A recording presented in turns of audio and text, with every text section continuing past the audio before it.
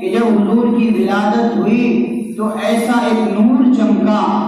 حضور کی جب پیدائش ہوئی ہے، اس وقت ڈلیوری ہوئی اور ولادت مبارکہ ہوا، اس وقت میں فرماتی ہیں آمنہ کہ جب حضور پیدا ہوئے تو ایسی ایک روشنی چمکی کہ میں نے اس روشنی میں قیصر روم اور ایران کی جو محلات تھے وہ تک مجھ کو نظر آنے لگے.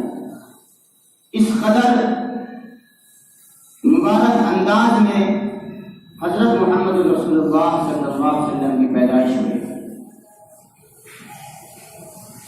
چاروں طرف ایک محبت کا، پیار کا، الفت کا ایک سما بندھا ہوا تھا. لوگ عبد المطلب کو مبارکباد دینے کے لیے آ رہے تھے کیونکہ حضور پاک صلی اللہ علیہ وسلم کے والد گرامی کا انتقال آپ کی پیدائش سے پہلے ہو چکا. لہذا سر عبد المطلب کو مبارکباد دینے کے لیے آ رہے ہیں. نام کیا رکھا جائے بچے کا؟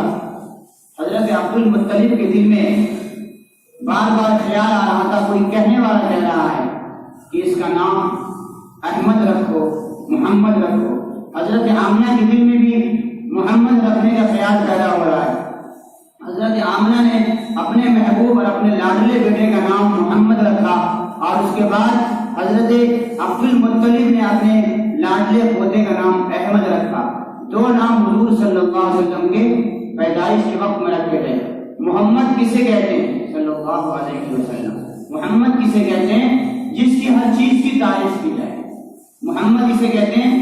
جس کی ہر چیز کی تعریف کی جائے، جس کی ہر چیز قابل تعریف، جس کی ہر چیز قابل تعریف ہو، جس کا کوئی بھی عمل، جس کا کوئی بھی کردار ایسا نہ ہو جس کی تعریف نہ کی جائے، جس کا ہر کام تعریف والا ہو، جس کا ہر عمل تعریف والا ہو. اور دوسرا معنی یہ کہ جس کی ہر کوئی تعریف کرے.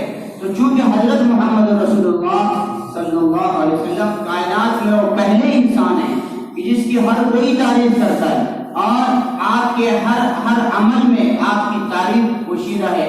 آپ کا چلنا قابل تعریف ہے، آپ کا اٹھنا قابل تعریف، آپ کا بیٹھنا قابل تعریف، آپ کا کھانا، آپ کا سونا، آپ کا جاگنا اور آپ کا باتیں کرنا، دنیا کا ایک ایک کام جو آپ نے کیا ہے سب تعریف کے قابل ہے. اور آپ کا ہر عمل، اور دنیا میں جتنے بھی انسان ہیں، چاہے وہ آپ کے دشمن ہوں اور چاہے وہ آپ کے ماننے والے ہوں، سب کی سب آپ کی تعریف کرتے تھے.